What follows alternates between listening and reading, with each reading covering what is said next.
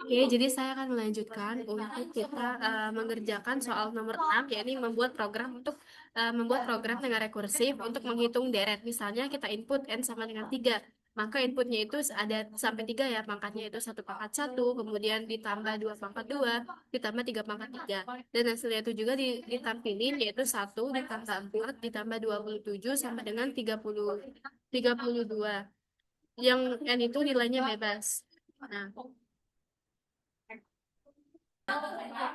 ya, jadi ini tuh programnya kita membuat suatu penjumlahan dari deret yang kemudian deretnya itu juga akan dipangkatin gitu ya. Jadi kita langsung aja kepada gimana cerita atau deskripsi dari program ini berjalan. Nah, jadi untuk yang pertama, program itu dibuat untuk mengurutkan beberapa bilangan dari yang paling kecil. Bentar-bentar, maaf.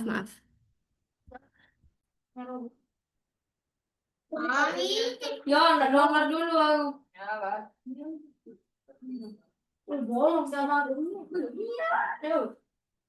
Metrik, no, lagi bagus. Saya kan kalau XP deh. Nggak, lagi lesu main XP. Oke, jadi di sini untuk deskripsi atau cerita programnya, program itu digunakan untuk menghitung jumlah deret perpangkatan bilangan dengan dirinya sendiri, yaitu di mana 1 pangkat 1, kemudian ditambah 2 pangkat 2, ditambah 3 pangkat 3, sampai n pangkat n. Jadi untuk n itu kita inputkan sendiri ya. Nah, lalu program itu menggunakan fungsi rekursif untuk melakukan dua hal, yaitu menghitung perpangkatan dan juga menghitung jumlah deret tersebut. Fungsi yang pertama itu bernama pangkat A, B. Ini pangkat A, B yang mana digunakan untuk menghitung nilai A pangkat B. Jadi fungsi ini tuh bekerja secara rekursif untuk pemanggilan nilainya. Nah, jika nilai B itu sama dengan 0, maka hasilnya itu adalah 1. Karena setiap bilangan yang dipangkatkan 0 itu akan menghasilkan nilai 1. Nah, jika B tidak sama dengan 0, maka fungsinya akan memanggil dirinya sendiri dengan mengurangi nilai pangkat sampai dengan mencapai kondisi dasarnya. Yang kedua, bernama ada fungsi deret deret n yang digunakan untuk menghitung jumlah deret perpangkatan dari 1 hingga ke n. Nah, jika n-nya bernilai 1, maka program hanya menghitung 1 pangkat 1. Karena kalau 0 pangkat 0 sama aja dengan 1 gitu kan. Kemudian, jika tidak, maka program akan menjumlahkan n pangkat n dengan hasil dari deret n dikurang 1 secara rekursif. Nah, pada fungsi utama main yang ini, program akan meminta pengguna untuk memasukkan nilai n. Jadi ini diinput oleh pengguna dan kemudian disimpan di variabel n. Nah, setelah itu program akan menampilkan bentuk deretnya terlebih dahulu. Misal 1 pangkat 1, kemudian ditambah 2 pangkat 2, lalu ditambah 3 pangkat 3. Nah, kemudian program akan menampilkan hasil dari setiap perpangkatan. Misalnya, 1 ditambah 4 ditambah 27, intinya sesuai dengan n pangkat yang sudah kita input. Terakhir, program menampilkan jumlah seluruh data tersebut. Oke, untuk algoritma deskriptifnya, yang pertama adalah kita mulai program terlebih dahulu. Selanjutnya adalah menyiapkan fungsi untuk menghitung pangkat bilangan. Jadi ada dua fungsi yang kita gunakan di sini ya. Pertama itu ada fungsi pangkat, lalu ada fungsi deret. Lalu di sini juga ada fungsi utamanya dalam program menjalankan program utama itu. Nah, di fungsi pangkat ini, jika nilai pangkatnya itu sama dengan 0, maka hasilnya adalah 1. Karena seluruh pangkat yang dipangkatkan dengan 0 itu akan menghasilkan nilai 1. Jika tidak, maka hasil pangkatnya itu dihitung dengan mengalihkan bilangan dengan hasil pemanggilan fungsi pangkat sebelumnya. Lalu, kita menyiapkan fungsi untuk menghitung jumlah deret perpangkatannya. Nah, jika nilai n itu sama dengan 1, maka nilai dari deret adalah 1 dipangkatkan dengan 1. Jika tidak, maka hasil deret itu adalah n pangkat n ditambah dengan hasil deret sebelumnya, yaitu deret n dikurang 1. Nah, selanjutnya itu adalah program utama meminta pengguna untuk memasukkan nilai n. Lalu, nih, yang di program utama, meminta kita untuk memasukkan nilai n itu berapa. Nah, akan disimpan nih di variabel n ini, gitu. Nah, kemudian program menampilkan bentuk deret perpangkatannya seperti 1 pangkat 1, lalu 2 pangkat 2, ditambah sampai di n pangkat n. Nih, yang ini. Nih, yang ini ya. Program kemudian menghitung nilai masing-masing perpangkatannya. Program menampilkan hasil perpangkatan tersebut. Program menghitung jumlah seluruh hasil perpangkatan dengan memanggil fungsi deret n. Program menampilkan hasil akhir penjumlahan deret tersebut, dan program akan selesai. Nah, kita coba lihat di penjelasan program dan juga hasil dari codingannya itu gimana. Oke, untuk yang pertama, pasti kita memasukkan terlebih dahulu struktur umum dari pemrograman C++, yaitu ada input IOStream. Ini digunakan untuk memanggil library dari IOStream yang berfungsi untuk proses input dan juga output seperti cin dan juga dan juga cout.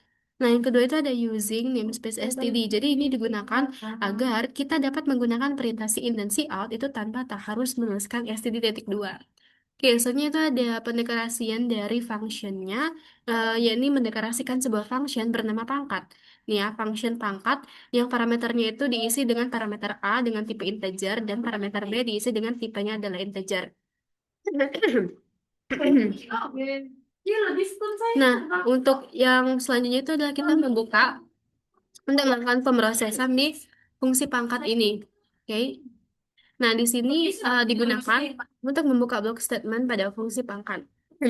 Soalnya itu ada jika B sama dengan 0, pernyataan kondisi untuk memeriksa apakah nilai B itu sama dengan 0. Return 1, kalau iya dia akan mengembalikan nilai 1. Karena setiap bilangan yang dipangkatkan 0 itu hasilnya adalah 1 gitu. Jadi ketika kondisi ini memenuhi, maka dia akan mengembalikan nilai 1, mengisi nilai 1 di if ini.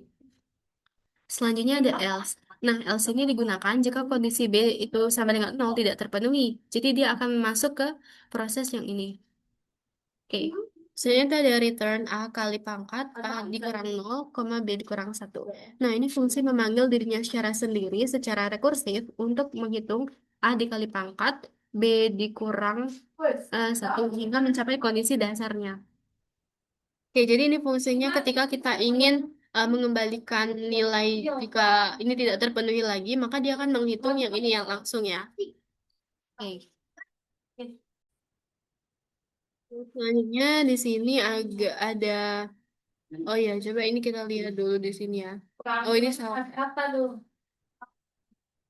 Oke, soalnya ada tanda buka kurung di sini menutup block statement fungsi pangkatnya. Jadi kita akan melanjutkan untuk ke fungsi deret. Nah, di fungsi deret ini kita mendeklarasikan fungsi bernama deret, kemudian dengan parameter n yaitu tipenya adalah integer yang digunakan untuk menghitung jumlah deretnya. Nah, lalu di sini ada tanda buka kurung yang membuka block statement fungsi deret tersebut. Lalu ketika dia membuka ini, kita akan mengecek kondisi. Nah, di kondisi ini nih, kita cek apakah n itu sama dengan 1. Kalau iya, dia akan mengembalikan nilai pangkat 1 pangkat 1. 1 pangkat 1 sebagai nilai awal deretnya. Lalu kalau n-nya itu bukan sama dengan 1, maka dia akan ke return pangkat n, ditambah deret n-1 yang digunakan jika yang digunakan untuk menghitung jumlah deret secara rekursif, yaitu n pangkat n-nya ditambah dengan deret n-1. Jadi artinya n pangkat n ya, karena dia bentuk dari tanda itu sendiri. Oke, selanjutnya itu ada tanda tutup yang artinya kita menutup di block statement fungsi deret ini, function di deret. Lalu di sini ada in main yang menandakan program utama. Jadi program utama, program mulai dijalankannya dari sini. Jadi ini tuh kayak sebagai nilai penyimpan gitu, nilai penyimpan di fungsi pangkat maupun fungsi deret. Jadi ketika kita melakukan satu running dari program, program akan mulai dijalankannya itu tuh dari sini. Nih. Jadi program akan mulai untuk mencetak atau out dari masukan nilai gitu ya. Nah, jadi misal ketika di running, program itu akan dia menampilkan langsung di out masukan N gitu. Jadi nih, kita ketika program running, dia akan langsung menampilkan ini. Oke. Jadi emang ini program utamanya. Jadi masukan nilainya udah tampil di sini. Nah, lalu buka kurung, kita masukkan deklarasiin variabel. Di sini variabel yang akan kita gunakan itu ada variabel n, lalu ada variabel i. Nah, variabel n itu untuk kita memasukkan nilai n yang akan disimpan di variabel n. Lalu untuk itu kita ngelakuin suatu perulangannya. Nah, di perulangan ini untuk mencetak banyak deretnya dan juga nanti ada pangkat gitu ya di setelah i, ada diikuti dengan pangkat. Lalu jika i-nya itu kurang dari n, maka dia akan cetak plus gitu. Jadi akan cetak penjumlahannya. Nah, jika for-nya itu udah tidak memenuhi lagi kondisinya, maka dia akan mencetak sama dengan. Jadi untuk kita menentukan hasil dari perpangkatan tersebut. Nah, setelah itu kita masuk nih ke perulangan untuk kita cetak di tanda tambahnya. Jadi untuk tanda tambah itu pangkat tanda tambahnya pangkat i, koma i. Di mana jika i dikurang n maka kita akan cetak tanda tambah. Lalu di sini menggunakan tanda tutup kurung kurawal yang menandakan bahwa program ini akan selesai gitu ya. Lalu di sini ada out sama dengan yang diikuti dengan deret. Lalu ini tuh kita coba ini lihat di sini em, menampilkan hasil akhir dari penjumlahan deret dengan memanggil fungsi. Fungsi deret ini kita panggil nih, yang sudah dilakukan pada em, algoritma yang ini kita panggil untuk mendapatkan hasil deret tersebut. Nih, misal kita lihat di penjelasan dari running programnya, kita mulai dulu kan. Nah, selanjutnya itu kita memasang variabel n dan i yang bertipe integer di memori. Lalu program memiliki dua fungsi, yaitu fungsi pangkat A, B, yaitu untuk menghitung perpangkatannya. Lalu ada fungsi deret N untuk menghitung jumlah deret perpangkatan.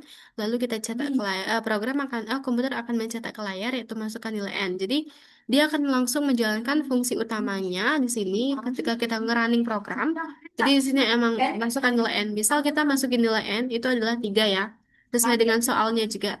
Nah, 3. Maka deret yang tersedia itu 1/1. Jadi dia setelah em nih dia akan masuk di ini perulangan yang ini nih. Oke, kita coba lihat ini sama dengan 1. Kenapa kita nggak mulainya dari 0? Karena kan kita ingin pangkat ya. Pangkat itu kalau dia dipangkatin 0, dia kan hasilnya tetap 1. Jadi ya udah supaya nggak boros, kita pakai 1 aja. Mulai dari 1 gitu kan. 1/1. Nah, coba kita jalanin ini. Selama 1 kurang dari sama dengan 3, maka dia akan menjalankan yang ini kan. Nah, di sini cetak 1/. Nah, diikuti dengan ini tadi kan berarti 1/1. Berarti udah nih di sini. Lalu jika 1 kurang dari 3, maka dia akan cetak tambah. Nah, jadi 1 kan kurang dari 3, maka dia akan cetak ini. Jadi setelah dia ngelakuin 1/1, program akan mengecek kondisi untuk mencetak ini gitu. Dia berhubung dia kondisinya ini terpenuhi, maka dia akan cetak tanda tambah ini di sebelah 1/1. Oke, sekarang kita lanjut ya ke i plus plus. Berarti i plus plus sekarang adalah 2. Karena tadi i-nya dahulunya adalah 1, maka i plus plus sekarang adalah 2. Karena 1 ditambah dengan 1, artinya i adalah 2. Nah, kemudian kita cek di kondisi ini, apakah 2 itu kurang dari sama dengan 3? Iya kan? Nah, kalau iya, maka dia akan lanjut ke proses ini. Nah, di iterasi yang ini, berarti kita cetak 2/2, karena i yang sekarang adalah 2, lalu diikuti dengan pangkat dan juga i, yaitu 2/2, yang ini kan. Nah, lalu kita cek kondisi setelah kita ngecetak yang 2/2. Kita cek kondisi, 2 kurang dari 3. Iya, kalau iya berarti kita cetak tanda tambah, gitu. Sekarang kita lanjut lagi ya ke i plus plus. Jadi dia tuh alurnya itu adalah inisialisasi, lalu kita cek kondisi. Jika kondisinya itu memenuhi, kita lakukan ini, dan lanjut lagi ke i plus plus untuk kita cek kondisi lagi, gitu. Nah, di sini I plus plus sekarang berarti 3. Apakah 3 itu kurang dari sama dengan 3? Iya kan? Kalau iya, dia akan cetak yang ini. Dia ngelakuin proses yang ini. Dan kita lihat di sini. Cetak 3/3. Nah, ini udah 3/3. Maka kalau setelah kita ngelakuin cetak ini, kita akan mengecek kondisi. Di mana kondisinya itu 3 kurang dari 3. Enggak kan? Karena 3 itu sama dengan 3. Bukan lebih ataupun kurang. Jadi dia nggak bakal cetak ini, tapi dia langsung keluar dari perulangan for dan dia akan langsung cetak sama dengan. Jadi ketika i plus plusnya itu kondisinya itu tidak memenuhi lagi, artinya dia langsung keluar dari perulangan for gitu. Jadi program langsung ngecetak sama dengan di sebelah di sebelah 3/3 ini. Karena yang tercetak itu hanyalah ini yang terpenuhi oleh for ini. Dia nggak terpenuhi oleh if. Jadi dia nggak ada tanda tambahnya di sini. Nah, setelah itu kita cetak kan sama dengan kan setelah dia keluar dari perulangan for dia cetak sama dengan, lalu kita lakukan perulangan lagi untuk kita mencetak hasil penderetan perpangkatan deret dari step deretnya ini. Jadi kita cetak hasil deretnya. Untuk mencetaknya kita gunakan juga perulangan, di mana perulangannya itu inisialisasinya juga 1, karena kita ingin memulainya dari 1 ya. 1/1 kan 1. Jadi kita mulai dari satu. Nah, lalu kita cek kondisi. Apakah satu itu kurang dari sama dengan tiga? Kalau iya, kita lakuin proses ini. Nah, di proses ini kita cetak pangkat I pangkat I. Pangkat ya, I pangkat I. Nih, yang udah di sini tadi kan, yang pangkat tadi kan. Nah, kita cek akan pangkat I pangkat I artinya satu pangkat satu. Nah, jika satu itu kurang dari sama dengan kurang dari tiga, maka dia akan cetak tanda tambah. Oke, pangkat satu pangkat satu pangkat satu itu kan satu ya. Maka kita cetak di sini. Berarti pangkat satu gitu. Lalu ditambah. Nah, ketika sudah tambah, kita kembali lagi untuk ke I plus plus. Nah, di I plus plus ini kita cetak lagi, berarti I sekarang adalah 2.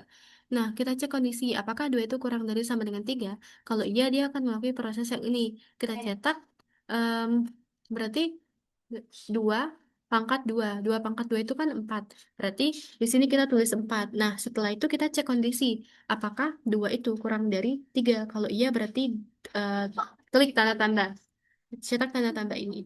Nah, setelah itu masih kita ke I++, berarti I++ sekarang adalah 3.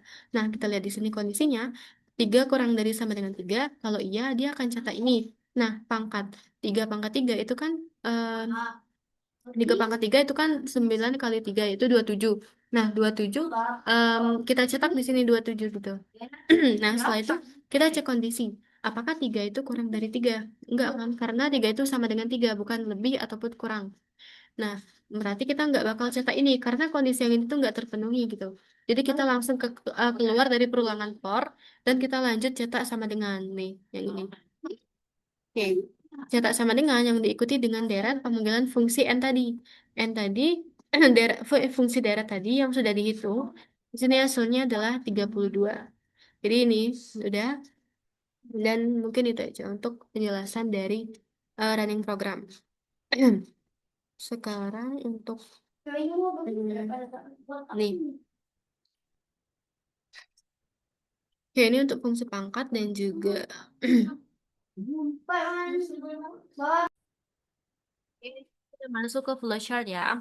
Jadi flowchart itu saya bagi dia ada fungsi main, lalu ada fungsi pangkat, dan ada fungsi deret. Nah, di sini untuk fungsi pangkat sendiri, kita lihat di sini ketika programnya mulai, dia langsung akan ngecek kondisi apakah B itu sama dengan 0. Kalau iya, dia akan di pengulangan mencetak return 1 mengembalikan nilai 1 lagi. Tapi kalau enggak, dia akan cetak di pangkat A kali pangkat, kemudian A dikurang 0, B dikurang 1 dan program selesai. Nah, ini untuk kondisi itu menggunakan jadi belah ketupat, lalu untuk diproses atau return biasanya dia gunain persegi panjang. Nah, kalau mulai selesai itu menggunakan terminator ya atau bentuk oval. Lalu di sini ada fungsi main. Fungsi main itu mungkin fungsi deret dulu kali ya. Nah, fungsi deret di sini ketika programnya mulai, nih, dia akan langsung ngecek kondisi juga di n sama dengan 1. Apakah n sama dengan 1? Kalau iya, dia akan cetak pangkat 1,1. Lalu kalau dia bukan, dia akan cetak pangkat n, ditambah dari n dikurang dengan 1. Ini kurang tanda kurungnya dikit ya. Lalu program selesai. Nah, di sini kalau fungsi mainnya, nah untuk simbol-simbolnya di sini perbedaannya di main itu dia pakai perulangan ya, menggunakan tanda segi 6 kayak gini, simbol segi 6. Yang mana untuk di fungsi utamanya itu kita mendeklarasikan variabel kan, tapi dia nggak ditulis emang di sini. Cuma yang kita tulis itu nilai yang kita inputkan aja nih ditulis di sini. Jadi tulis di sini adalah n. Lalu di sini ada perulangan setelah kita memasukkan n tersebut. Perulangannya itu dihitung dari I sama dengan 1 sampai dengan N. Kalau dia benar, dia akan cetak pangkat, tapi kalau dia salah, dia akan cetak sama dengan. Nih, kalau dia benar, dia akan cetak pangkat, lalu kembali ke kondisi lagi, kita cek kondisi. Di kondisi ini, apakah I itu kurang dari N? Kalau iya, dia akan cetak tambah, ini kan. Kalau dia salah, dia akan kembali ke, dia akan cetak sama dengan lagi untuk mencetak hasil dari perpangkatan itu berapa. Alias, kita lanjut ke fungsi untuk menentukan penjumlahannya. Nah, setelah itu, jika kondisinya bernilai salah, yang pengulangannya ini bernilai salah, dia juga akan menampilkan sama dengan ini. Nah, lalu untuk mencetak penjumlahannya, lalu di sini perulangannya, di mana I sama dengan 1 sampai dengan N. Kalau dia benar, dia akan cetak pangkat dari I, I, lalu kalau lalu ke pengecekan kondisi ya di I kurang dari N. Lalu kalau dia bernilai benar, dia akan cetak tambah dan ke I plus plus lagi untuk mencetak kondisinya lagi selama kondisi itu benar gitu kan. Salah ya, harusnya kita ke sini. Jadi si plus plusnya itu akan kembali lagi untuk mengecek yang di sini. Nih, yang di sini. Ketika dia salah, sampai ini benar gitu kan. Tapi kalau dia salah, dia akan cetak di sama dengan ini, lalu program akan selesai gitu. Oke, untuk sama juga ini jika ini tidak terpenuhi lagi, dia akan langsung ngecetak sama dengan yang diikuti dengan deret n, lalu program akan selesai. Nah, untuk ini fungsi mainnya, lalu kita ke sudut code ya. Nah, di sudut code ini karena ini function, jadi kita gunain yakni tulisan function pangkat dari A, B yang tipenya itu integer ya. Lalu, nah kenapa di sini kita deklarasiin tipenya itu harus beda-beda di setiap satu parameter satu sama lainnya. Padahal dia kan ada di ini ya, satu parameter yang sama gitu. Karena kita harus menentukan nilai dari A itu mau integer apa apa gitu. Jadi misalkan ini float ya dia dia beda sendiri berarti. Tapi emang berada di satu parameter gitu. Jadi kita harus mendeklarasikan integernya itu ada dua di parameter A dan juga parameter B. Lalu kita mulai. Ini pengecekan jika bisa dengan nol maka lakukan return satu.